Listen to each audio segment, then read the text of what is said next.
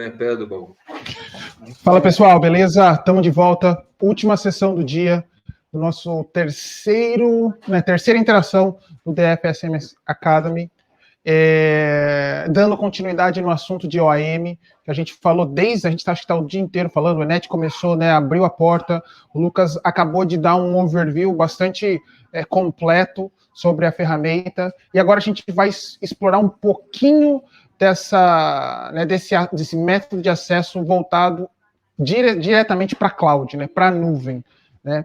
E para trazer esse assunto para a gente, eu estou aqui com o meu palestrante de manhã, que é o Enet, e o Lucas, que acabou de fazer a sessão.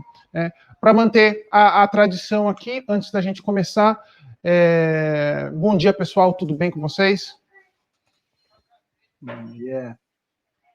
Bom dia, bom dia. Lucas, fica um pouco baixo o seu áudio, não sei se o microfone está um pouco longe. Tá, melhorou? Melhorou, legal. Bacana.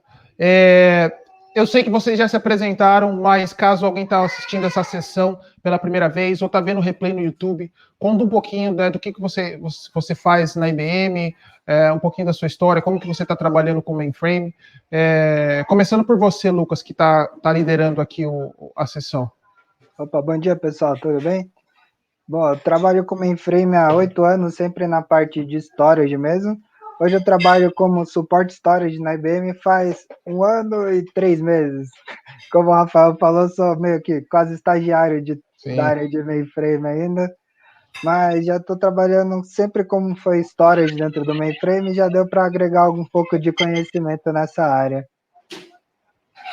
Legal. Enet, e você? Fala um pouquinho sobre você, meu amigo.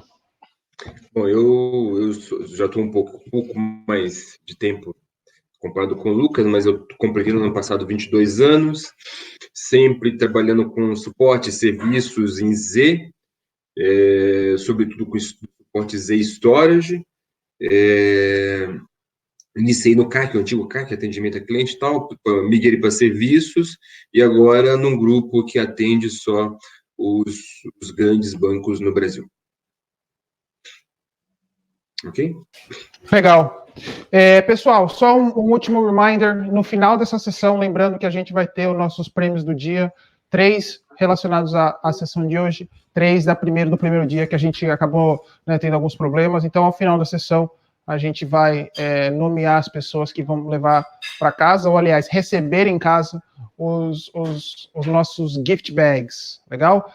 E com isso eu passo para você, Lucas. Eu e o Enet estaremos de novo monitorando o chat. Qualquer coisa a gente pausa, mas o Enet também vai respondendo direto para as pessoas, para que você não precisa ser interrompido. Tá legal? Beleza. Bora lá, e aí a gente vai se falando qualquer coisa. Combinado. Bom, pessoal, bom dia, quase boa tarde, todo mundo com pressa para sair almoçar, então vamos ser bem rápido sobre esse assunto. OAM, como que a gente faz para armazenar dados em nuvem?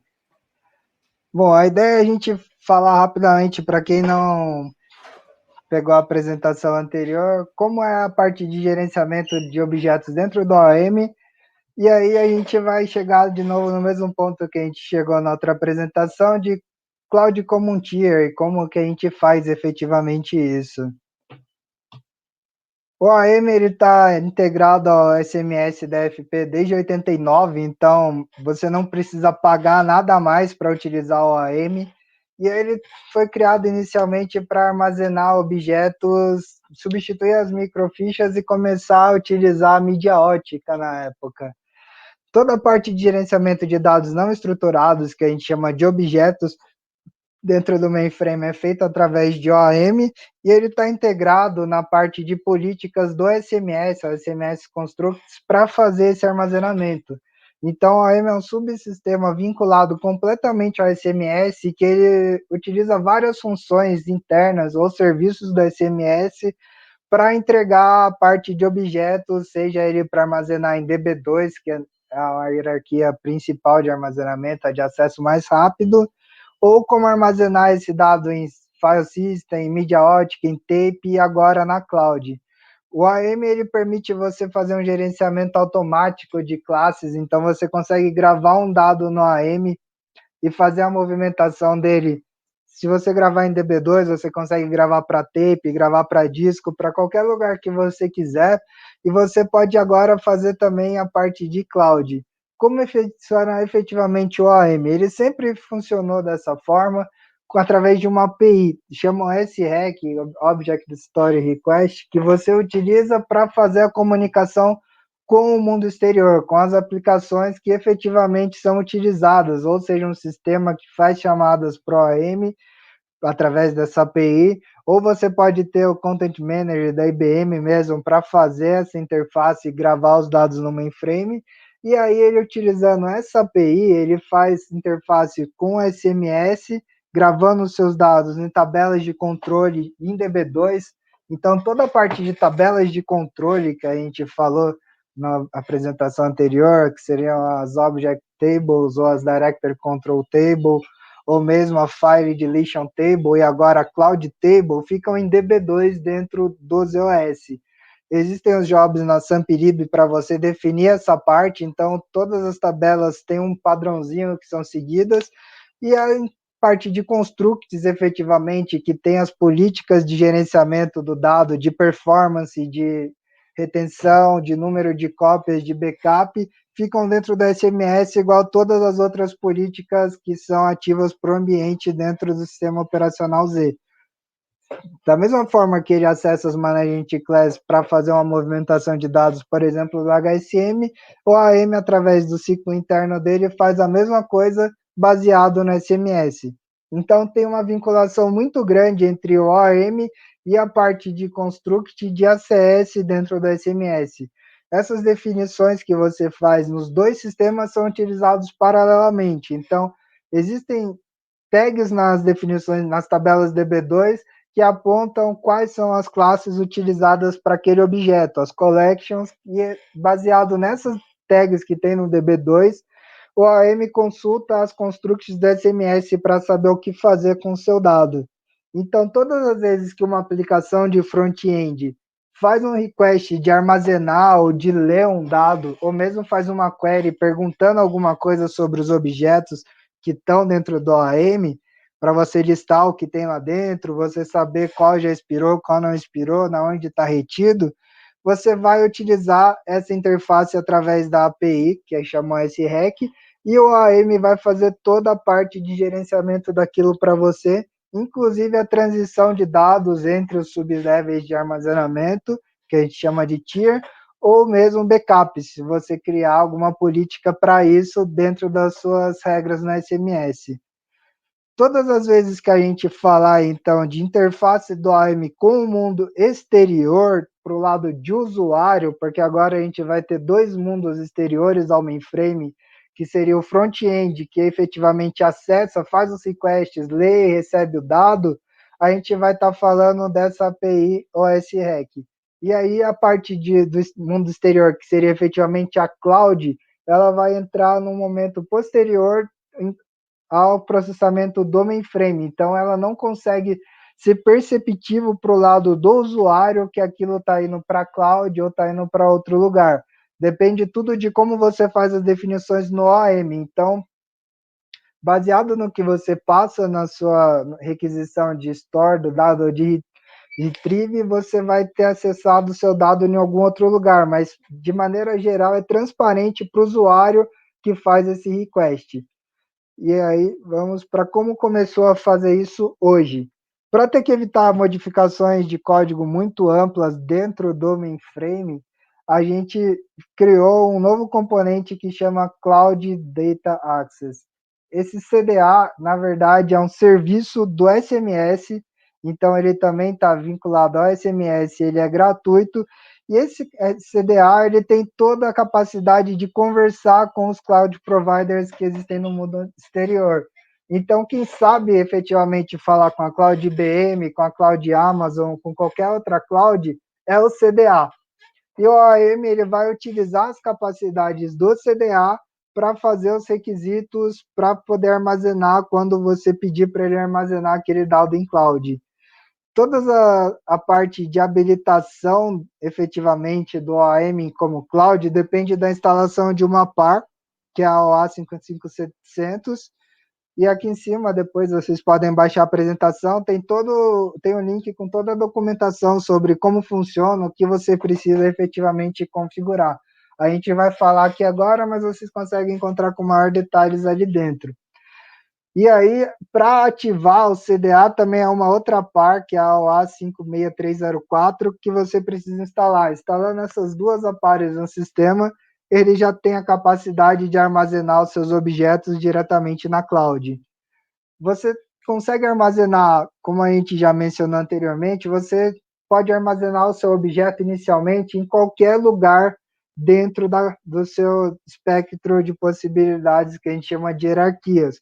Você pode gravar isso daqui diretamente dentro do DB2, que seria um acesso muito rápido. Você pode gravar isso num file system, que também é disco. Você pode pôr na cloud, você pode gravar em tape. Qualquer uma das opções você pode acessar de maneira direta, ou seja, estou gravando o dado e está indo direto para lá, ou ele pode ser utilizado para transição depois. Você pode, por exemplo, só fazer archiving daquele dado na cloud. Inicialmente ele fica gravado em DB2 ou em file system para ser rápido, e você tem uma política que fala, ó, depois de 6 meses esse cara sem acesso, você move ele para a cloud, por exemplo. Você pode criar uma management class que vai efetivamente fazer a movimentação entre essas hierarquias. E tudo isso vai ser feito de maneira transparente. Então, o CDA faz a parte de conversar com o mundo exterior e o AM continua funcionando da mesma maneira que ele funcionava antes. E ele não teve alterações, a não ser na parte de saber quando efetivamente fazer um request para o CDA, mas a parte de objetos do OAM continua da maneira que ela era antes. Esse serviço foi implementado como uma outra subserviço dentro do SMS. Como que funciona efetivamente quando você vai gravar um dado? Você vai pedir para fazer a gravação daquele objeto, e aí todas as vezes que você vai criar alguma cloud dentro do mainframe, você vai criar as definições dela, você vai fazer a definição no CDA. Então, quem sabe efetivamente falar com cloud, independente de ser IBM, ser sua cloud interna, ou ser a Amazon ou qualquer outra coisa, é o CDA. Você vai ter que definir para ele lá quais são efetivamente os seus provedores e quais são os seus buckets que existem para aquela cloud. Se você não tiver feito essas definições no CDA, o AM não consegue. Então, a primeira parte do request vai ser olhar no CDA o quê? Se você definiu lá uma chave de segurança, porque isso é fundamental para o funcionamento da cloud, você tem que criar a capacidade de definir se aquela pessoa tem a capacidade, tem a permissão para fazer alguma coisa na cloud ou não. Isso daí fica baseado no Keyfile, que tem uma secret key, a sua access key. Você tendo essas duas chaves para poder utilizar, que estão definidas dentro da tabela do CDA, ele vai olhar no CKDS, no seu gerenciador de chaves, e vai pegar aquela chave de lá para efetivamente poder fazer o processamento do dado. Se você não tiver acesso, se você não tiver autorização para conseguir ler essa chave, seu request já vai ser eliminado logo de cara. Então, é necessário o permissionamento no RACF ou no seu gerenciador de segurança, no caso da IBM é o RACF, para você conseguir efetivamente acessar qualquer coisa na cloud, seja para gravar dados ou para ler dados. Todas as vezes ele vai checar se você tem acesso a essas duas chaves. Se você não tiver acesso, você já nem consegue entrar na parte de processamento daquele dado efetivamente. E aí a parte de acessibilidade, então, acesso, permissionamento, vai ser sempre nessa fase do processo.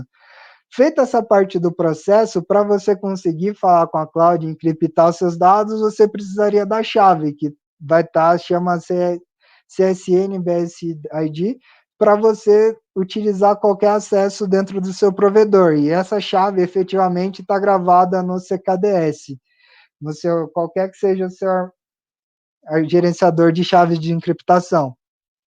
Beleza, eu tenho permissão para fazer aquilo, eu já consegui a chave. O CDA ele não faz efetivamente a transferência de qualquer dado. Tem o Web Toolkit, que já é uma funcionalidade existente para gerenciamento de objetos. Isso daí é uma função do OAM, que está desde a V2 R2, dos iOS 2.2.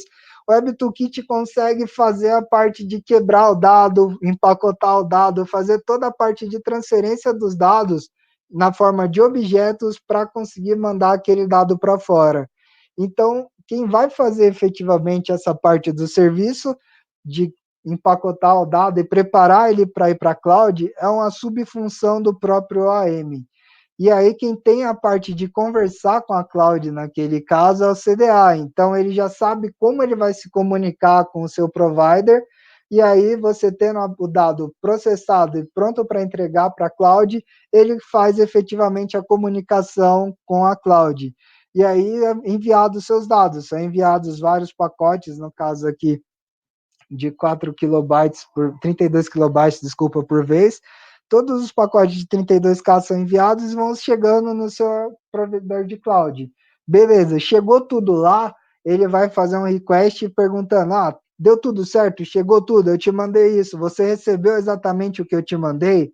Se tiver tudo ok, o CDA devolve então o controle para o OAM falando: ó, beleza, o objeto foi armazenado, ou o objeto foi deletado, ou se ele estiver fazendo um request de leitura, ele vai te devolver a parte do objeto que efetivamente retornou do provedor de cloud, para você conseguir entregar aquilo para o seu front user, que seria para o usuário final.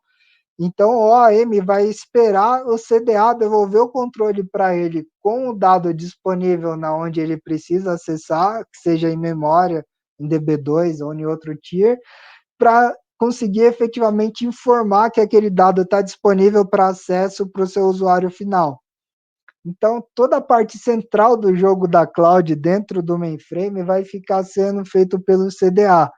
E ele quem consegue efetivamente conversar com o cloud provider. O OAM não tem essa capacidade sozinha dentro dele. Então, basicamente, antes de pensar em instalar a cloud no OAM, é obrigado a instalar a parte do CDA, senão você não vai conseguir fazer nada. Vamos lá, como a gente faz efetivamente essa parte dentro do OAM? A parte do CDA, você vai ter que instalar a PTF, tem uma dentro da própria documentação que eu deixei o link na página anterior, ele te explica como configurar isso para o lado do CDA. Para a gente, a parte importante do que a gente precisa aqui é, a gente está conversando de OAM, então a gente vai focar nisso. Todas as vezes que você definia um OAM sublevel ou ASL, antes era 1 ou 2 os valores possíveis, 1 para disco e 2 para fita, ou mídia ótica. Agora foi criado dentro da storage class um novo valor para esse subparâmetro que chama o ASL, que é 3. Então, se você informar como AM sublevel 3, ele vai saber que ele precisa fazer aquilo ali para acessar a cloud. Então, todas as vezes que você informar o AM sublevel 3, ele vai requisitar o CDA para fazer o processamento do dado. A primeira alteração, então, necessária para fazer a sua instalação de OAM, acessar um objeto na cloud, é definir uma nova storage class que tenha esse valor ali de OAM sublevel 3. Beleza, defini a storage class, bacana, funcionou, legal. Como que a gente vai fazer isso daí funcionar para o lado do OAM? Você precisa criar na Parmlib um novo comando que chama setCloud, foi introduzido agora, que serve exatamente para você definir qual que é o seu cloud provider e qual que é aquele bucket que você está usando. Você pode ter vários buckets para o mesmo provider, então você vai vincular o seu container a um storage group do mainframe. E aí esse comando de setCloud serve exatamente para você fazer essa conexão entre o storage group, que era a entidade que você tinha antes dentro do SMS para poder gerenciar o dado, com o container, que é a entidade que você tem na cloud, na onde o dado está armazenado. E baseado nesse tipo de coisa que você fizer para cada storage group, você vai ter um container separado. O que você vai ter além disso? Você vai ter que rodar um jobzinho também na Samplib para criar uma tabela de cloud. Então, aqui nessa tabela vai ter quais são os seus provedores, e aqui fica bem claro que você pode ter vários containers aqui, vários buckets para o mesmo provedor, e aí essa tabela vai ser consultada todas as vezes que o OAM precisar achar algum dado na cloud. Isso daqui é uma tabela nova, então não tem alteração nenhuma nas suas tabelas anteriores. Mas para poder acessar efetivamente o dado na cloud, foi criado dentro da Object Directory Table novos campos para informar que aqueles valores estão na cloud, que são o EDL Location, o S Location e o Security Location. Esses três valores, eles foram inseridos no fim da sua tabela, então é uma modificação da tabela que você já tinha antes. Também tem um job na SampLib para você rodar e fazer a inclusão dessas três colunas. Basicamente, você só tem que informar qual que é o nome do seu DB2 que está rodando isso. E aí, como você está fazendo alterações em tabelas que se comunicavam anteriormente, vai ser necessário fazer um bind de novo para elas ficarem todas atualizadas para o mesmo nível, todas saberem de todas as conexões novas. Feito isso, a parte de setup, tanto para o lado do SMS quanto para o lado de tabela DB2, já está feito. Então, tudo que você precisa fazer são esses 4 steps básicos. Atualizar a Parmlib, definir as tabelas, a tabela de cloud, atualizar a sua Object Directory Table para incluir os campos de cloud, e aí criar a sua storage class que vai mandar efetivamente o dado para lá. E aí a mesma lógica de vinculação, você pode vincular o mesmo objeto baseado em uma management class, uma storage class e um storage group. O seu objeto vai estar essas três informações que a gente falou antes, que esse grupo de informações a gente chamava de collection, coleção. Eu tenho uma coleção, eu sei que aquela coleção está vinculada à cloud, por quê? Porque o meu storage group lá estava definido como sendo acessado na cloud, porque eu fiz um comando de set cloud na Parmlib. Então, todas as vezes que você for criar um storage group, ele vai estar vinculado àquele storage group naquele container pelo comando de set cloud. Você vai ter, então, um bucket do lado do seu cloud provider que está vinculado àquele storage group. Então, todos os dados que gravarem sendo direcionados pela CS Routine para aquele storage group, baseado nesse valor do set cloud, vai obrigatoriamente ir para aquele container específico daquele cloud provider. Você vai tem como vincular diversos storage groups ao mesmo container. Você não necessariamente tem que criar uma entidade no mainframe para uma na cloud.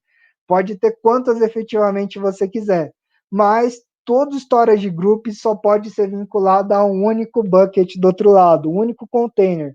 Você não vai conseguir ter um storage group vinculado a 2 containers separados. Se você quer que um dado seja armazenado, por exemplo, se você tem uma cloud na Amazon e uma cloud separada na IBM, você quer uma cópia do dado em cada lugar, você vai ter necessariamente ter 2 storage groups para fazer isso. E a dinâmica para fazer isso, como a gente mencionou na apresentação anterior, você tem um storage group para um object storage group, que é a cópia primária do seu dado, e você pode ter o seu backup storage group, que seria a cópia backup. A única forma de mandar ele para 2 clouds separadas é a cópia primária existir em um storage group e a cópia de backup, a sua cópia secundária, está definido para outro storage group. O mesmo storage group, então, não consegue ficar linkado a 2 provedores de cloud diferentes. Você só consegue vincular isso a uma unidade para cada storage group um único container. E aí, cada container vai estar dentro de um cloud provider diferente. Você pode ter vários, não precisa necessariamente trabalhar com um só. Isso também vai te dar a dinâmica de poder controlar a sensibilidade dos dados. Você pode ter uma cloud híbrida em que você tem uma parte interna à sua empresa que você acha que são os dados que precisam ficar armazenados de maneira mais segura. Você pode mandar aquele objeto para o container dentro da sua cloud interna à sua empresa. Se você quiser mandar aquele dado para uma outra cloud que seja segura, isolada para você, ou mesmo uma cloud pública do outro lado, você pode ter outro storage group definido, e como cada um está vinculado a um service provider diferente, você consegue determinar, baseado na sua acesso e rotina, qual arquivo vai para cada cloud. Isso te dá a total liberdade de escolher o que você está mandando para cada lugar. Da mesma forma que você fazia antes para definir se ia para fita, se ia para disco ou para qualquer coisa, ele vai efetivamente fazer isso para cloud.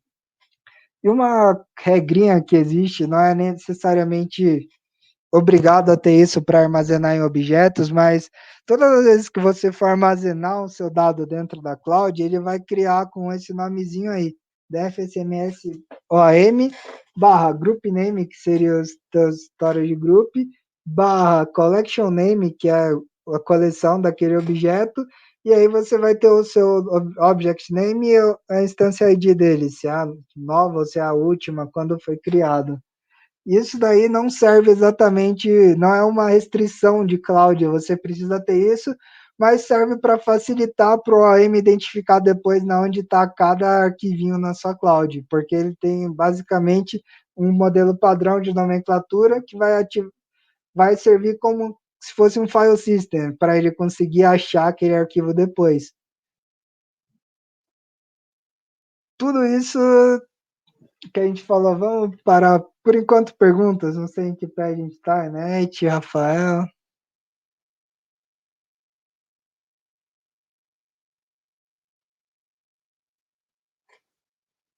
Tudo tranquilo por enquanto?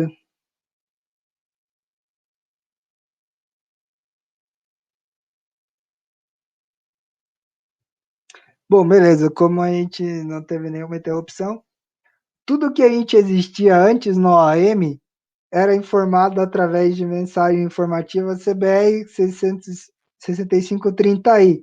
Se você tiver... Oi. Lucas, desculpe, eu estava mute, desculpe. Poucas perguntas até agora. As poucas que chegaram eu comentei, eu fiz algumas observações. Acho que podemos seguir. Beleza, obrigado, Net.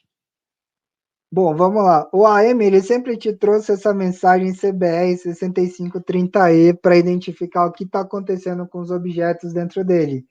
Então, se você tivesse algum erro, a mensagem já tinha o seu código de identificação, era basicamente procurar no manual e a gente já achava. Só que agora o controle externo não está no CDA, o controle da cloud. Tem tipo tantas outras possibilidades de acontecer erros diferentes que não estavam previstas no código do AM, porque o código do AM não sofreu tantas alterações assim. Ele utiliza o serviço do CDA para fazer essa parte efetivamente de acessar os dados dentro da cloud. E aí existem infinidade de possibilidades de erro quando você está falando com um mundo completamente exterior. Você pode não estar conseguindo falar com aquele service provider porque ele está offline naquele momento, ou você pode estar com algum tipo de problema de conectividade na sua rede até lá, mesmo ele estando ativo, você não consegue chegar ao dado lá, ou você pode ter problemas no Web Toolkit, que é outro serviço à parte, ou problemas no CDA, e tudo isso pode te gerar uma quantidade infinita de códigos diferentes. Então foi criado dentro da própria CBR 6530 aí um código específico para erro de cloud. Todas as vezes que ele tiver algum erro para falar com a cloud, ele vai te trazer o mesmo return code. Então isso simplifica de entender o que aconteceu com a AM. E aí, dentro de cada mensagem, foi adicionado um campo que seria para a gente falar de qual é efetivamente aquele erro que a gente encontrou. Esse subcampo com o erro que você encontrou vai permitir que você olhe no manual especificamente qual era aquele erro. Bom, acho que eu tenho um exemplo aqui.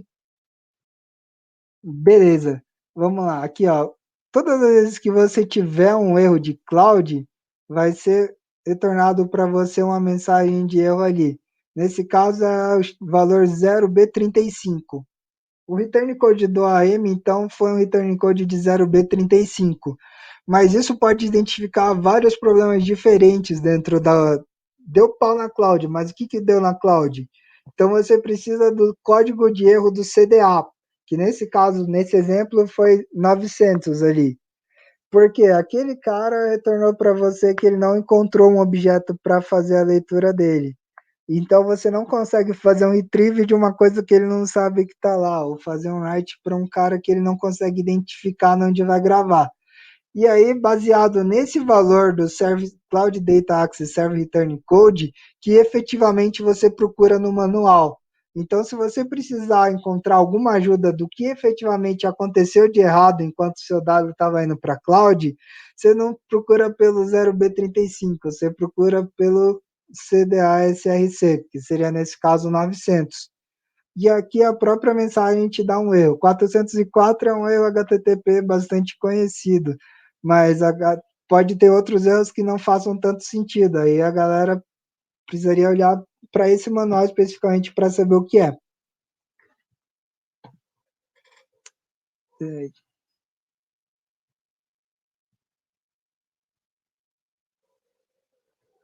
Bom, o que mais mudou dentro do OM, especificamente depois de ser adicionado o Cloud Common Tier? Tem alguns comandos novos que servem exatamente para você conseguir fazer a comunicação, para identificar o que está acontecendo com o OM e com a cloud, que seria um comando de modify OM start jag message para cloud. Foi criado um display para você saber quais são as suas configurações de cloud para aquele instante.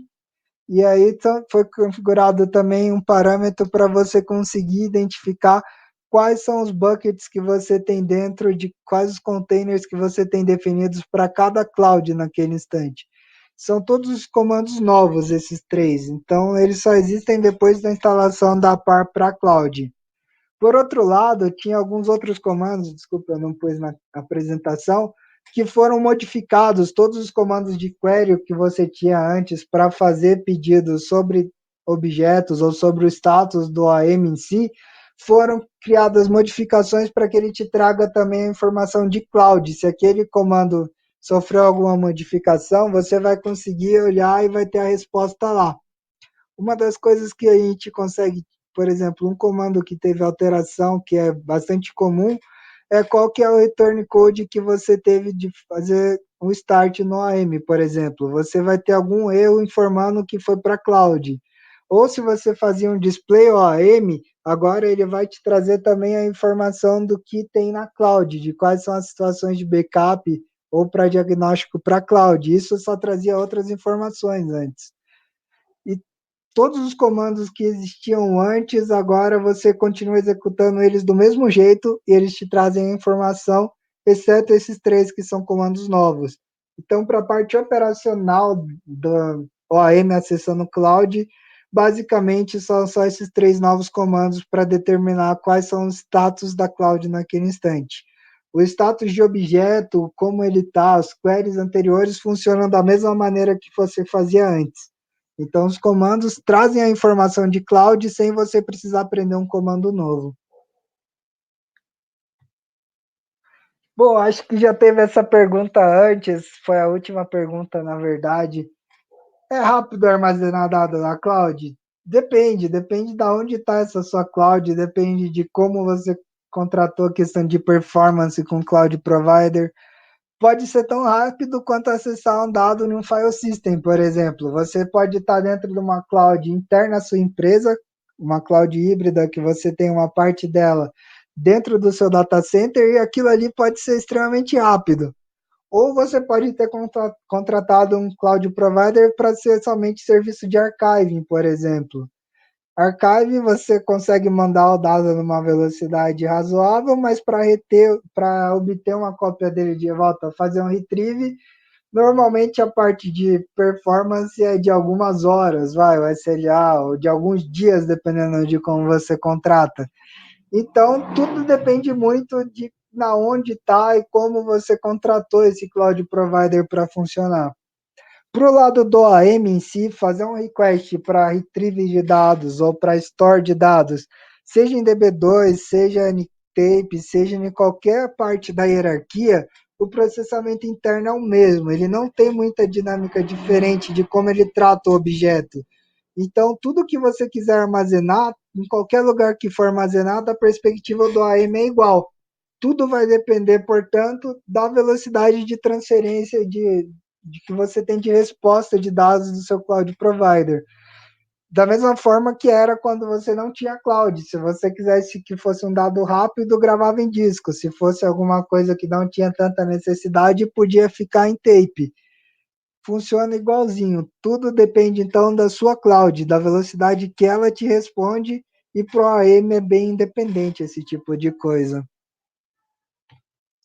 Aí, por fim, eu estou implementando isso, mas eu não sei como vai ficar. Eu preciso de todos os sistemas de uma vez?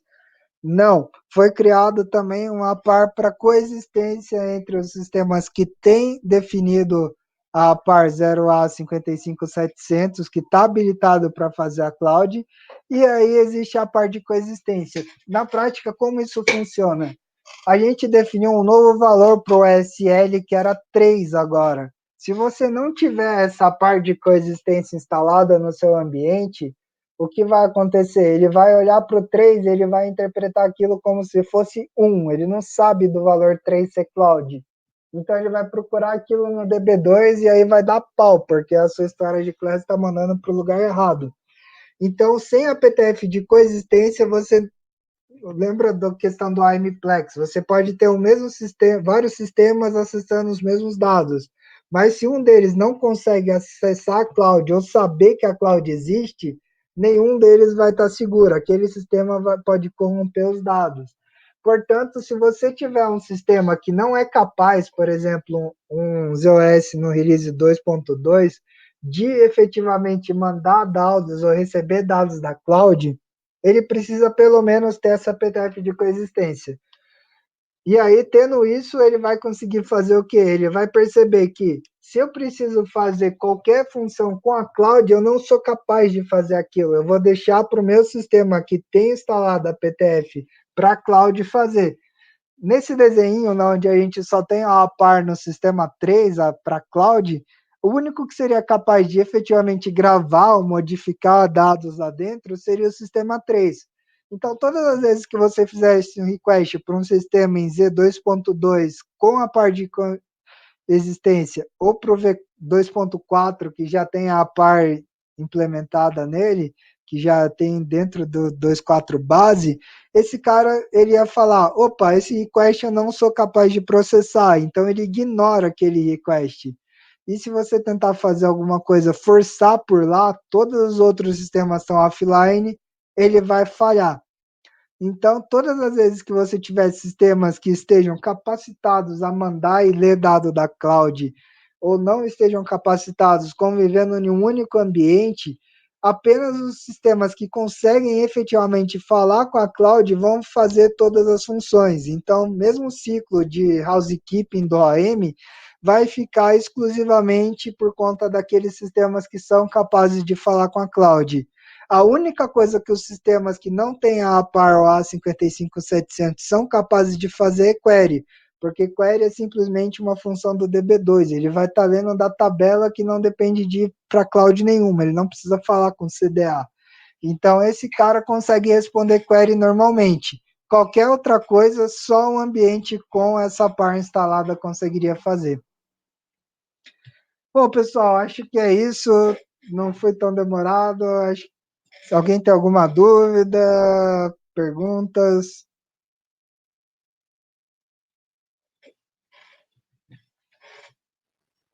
Lucas, não surgiu nenhuma nova pergunta, a não ser que alguém decida, queira fazer alguma colocação agora, mas do contrário, não surgiu nenhuma nova pergunta.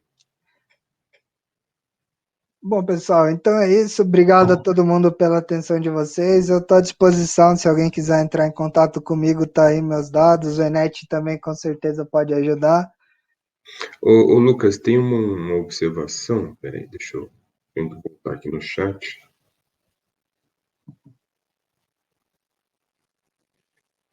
Deixa eu voltar aqui. Tá tendo algum problema, não sei se é com o site, mas algumas perguntas não estão surgindo aqui na lateral. Só um instante, pessoal. Vamos lá.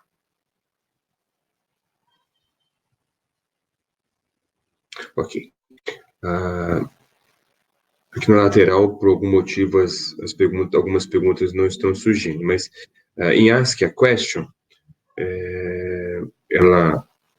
elas aparecem. Deixa eu verificar aqui, só um minuto, por favor. Então, tem aqui um ponto. Comenta isso, por favor, enquanto eu vejo se ficou mais alguma aqui para trás. O chat não está atualizando, mas é assim. Como é a questão de segurança desses dados? Desculpe, pessoal, a pergunta veio do Paulo, tá? Paulo Nayan. Como é a questão de segurança desses dados para lá e para cá? Entrei nessa última apresentação, caso já tenham respondido, não precisa responder novamente, eu assisto os vídeos anteriores, mas o ponto é, como fica a segurança, né, desses dados indo para lá e para cá?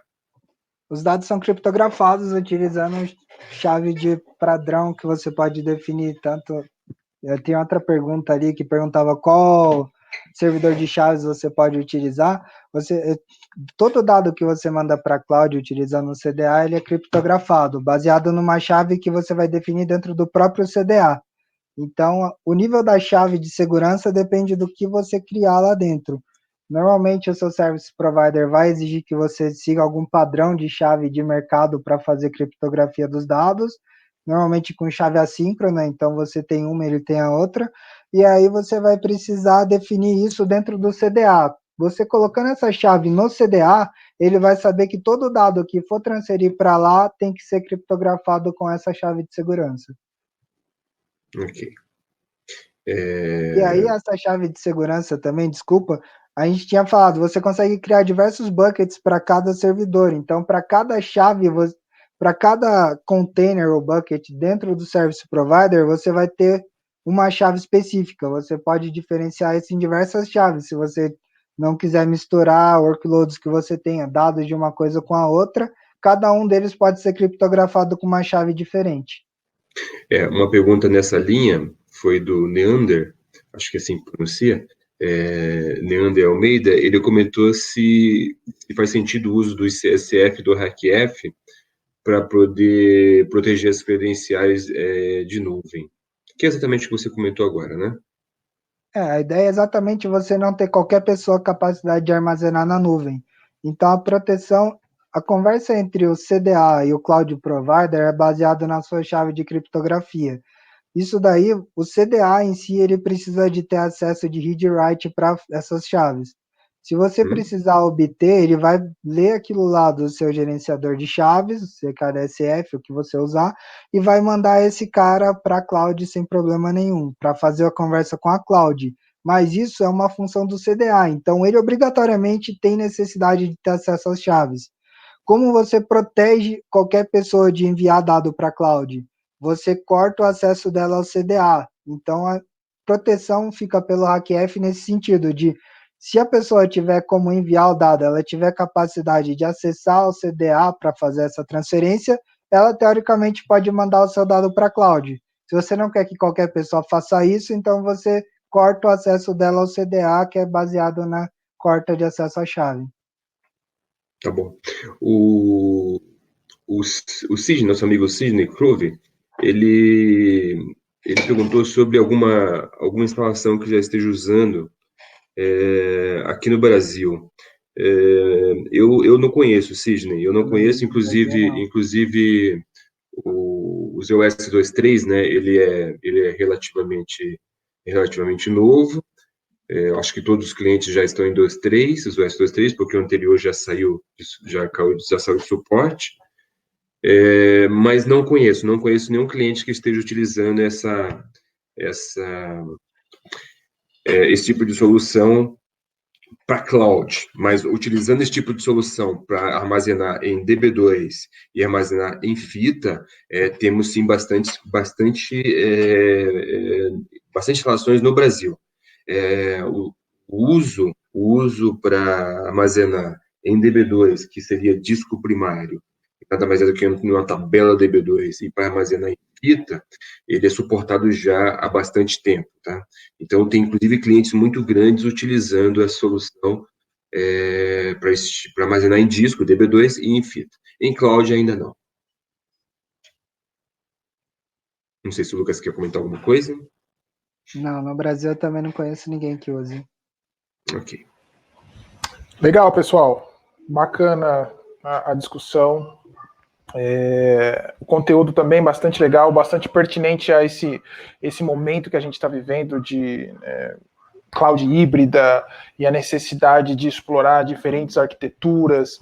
Então, acho que essa não só é algo que vem para endereçar uma demanda do mercado, mas também é algo que mostra como a plataforma de mainframe ela está apta a esse mundo. E nós todos aqui como mainframers, né, em nossas discussões de corredores, de bebedouro, é o tipo de coisa que, mesmo a gente não tendo implementado, mesmo não sabendo todos os detalhes sobre como transformar ou aplicar isso dentro do nosso ambiente, eu achei importante a gente entrar nas discussões, né?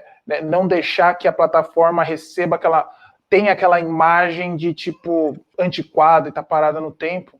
E está aqui um exemplo de algo bastante pertinente para o momento que a gente vive hoje. E a nossa plataforma ela tem um role, ela tem um papel bastante importante dentro da estratégia de todas as empresas, né? Então, acho que fica aí essa mensagem também que, além de conhecer a tecnologia, a gente tem esse papel de dizer a gente também consegue fazer e a gente tem esses e esses benefícios além do que simplesmente se conectar com o mundo externo. Eu queria aproveitar esse gancho para agradecer o Lucas e o Enet por ter trazido esse assunto para a gente, muito legal mesmo, muito legal, eu adorei a apresentação, vem várias ideias na nossa cabeça. Eu fico pensando aqui o que a gente consegue até fazer como next step, né, como próxima continuidade desse assunto, mas acho que a gente conversa aqui nos corredores virtuais da IBM e a gente volta para vocês, tá? Lucas, cara, valeu, o pessoal aí curtiu o seu modo Super Saiyajin de apresentar, foi super legal. E Enet também, brigadão pela ajuda aí o dia inteiro com a gente. Sem dúvida nenhuma, super valioso a contribuição de vocês. Sim, o pessoal está agradecendo bastante, Lucas. Gostaram muito. Obrigadão, pessoal. Valeu pela atenção de vocês. Muito bom. Obrigado a todos. Como prometido, né? Como prometido, a gente vai encerrar aqui o nosso dia com os nossos prêmios. Eu tinha prometido lá no comecinho que a gente ia ter 6 pessoas, né? 6 pessoas iam ser reconhecidas. E eu tenho aqui a lista, tá? A primeira pessoa de hoje, tá, que vai receber é a Ana Paula Mendonça Braga, tá? Ela já está participando bem ativamente desde o primeiro dia, então nada mais justo do que colocar ela aqui no topo da lista de hoje. Em segundo, aqui na nossa lista, eu tenho a Sulamita. Se vocês estiverem aí, vai dando um oizinho aí, pessoal, só para saber se vocês estão aí. A Sulamita, além de estar sempre participando com a gente, ela tem sido um papel-chave em uma replicadora do trabalho que a gente faz na Iniciativa Z. Então, nada mais legal do que não só reconhecer ela, mas também dar esse brindezinho para ela lembrar da gente quando a gente precisar que ela divulgue as nossas ações, certo? Próxima pessoa, Marcos Lara. Tá? Marcos também foi outra pessoa que está participando com a gente, está sempre comentando. Então, essas são as 3 pessoas, tá, que que vão receber o prêmio. E aí a gente tem as 3 referente ao outro dia, né, que são o George Gustavo, a gente tem a Eleni Santos e o nosso amigo Neander Ferreira Almeida, tá? Então são essas as 6 pessoas que irão receber o nosso gift bag do DFSMS Academy, tá legal? Eu ainda não enviei do pessoal de ontem, eu vou enviar provavelmente só semana que vem, mas aí eu vou entrar em contato com cada um de vocês para a gente acertar esse esquema aí. Tá legal? Pessoal, muito obrigado. Rafael, a Eleni Santos, ela está perguntando ela está pedindo para confirmar se foi ela mesma. Eleni Santos, ela, né? Eleni Santos, é você mesmo. Parabéns. É isso aí. Parabéns. Eu... Pessoal, eu vou encerrar aqui a nossa sessão, encerrar o nosso dia. A gente passou até que bastante do nosso tempo. A culpa é desse homem que está aqui, ó, do lado direito da tela, tá? Mas eu acho que valeu a pena. A gente passou por bastante conteúdo. Esse material ele vai ficar gravado, vai ser uma referência para todos nós. Então, sem dúvida nenhuma, eu fico feliz de a gente ter cobrido tudo que a gente conseguiu cobrir hoje. Tá? Amanhã, às 9 horas, a gente inicia, tá? Como eu tenho feito todos os dias, eu mando um e-mail com todas as salas, todos os temas, para que vocês se dirijam direto à sala que vocês queiram participar. Tá? Com isso, mais uma vez, meus amigos aqui, muito obrigado. E eu vejo todos vocês amanhã, às 9 horas. Tá bom, pessoal? Obrigado, até mais. Tchau, tchau. Falou. Obrigado, gente. Fiquem salvos.